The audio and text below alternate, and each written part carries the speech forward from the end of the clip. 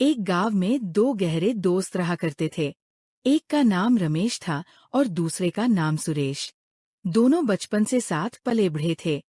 खेतों में खेलना, स्कूल जाना और शाम को तालाब के किनारे बैठकर सपने देखना उनकी रोज की आदत थी।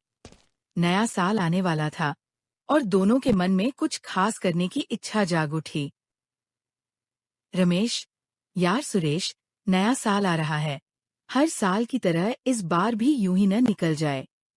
सुरेश, सही कह रहा है दोस्त। क्यों न इस बार कुछ अलग किया जाए?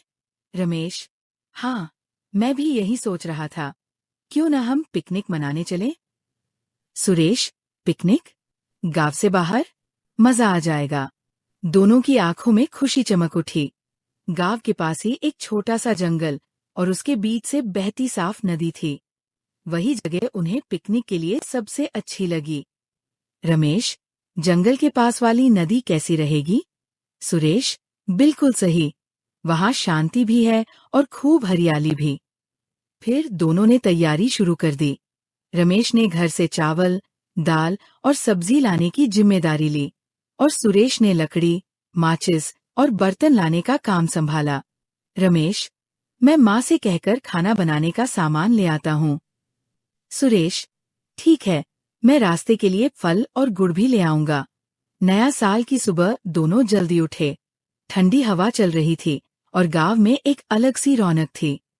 दोनों कंधे पर झोला टांगे खुशी खुशी निकल पड़े। रमेश, देख सुरेश, आज की सुबह कितनी सुंदर है। सुरेश, हाँ दोस्त, लगता है नया साल कुछ खास लेकर आया है। रास्ते में वे बचपन की बातें करते रहे, स्कूल के दिन याद किए और खूब हंसे। नदी के पास पहुंचकर उन्होंने चटाई बिछाई और आग जलाई।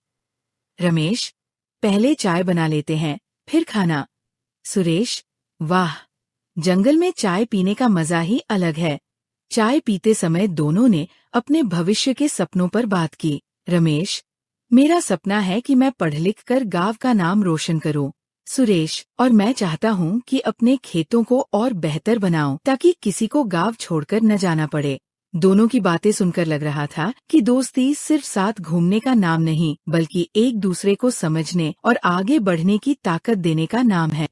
खाना बनकर तैयार हुआ। दोनों ने साथ बैठकर खाना खाया और नदी के ठंडे पानी में पैर डालकर बैठे। रमेश, आज का दिन मैं कभी नहीं भूलूंगा। सुरेश, मैं भी नहीं।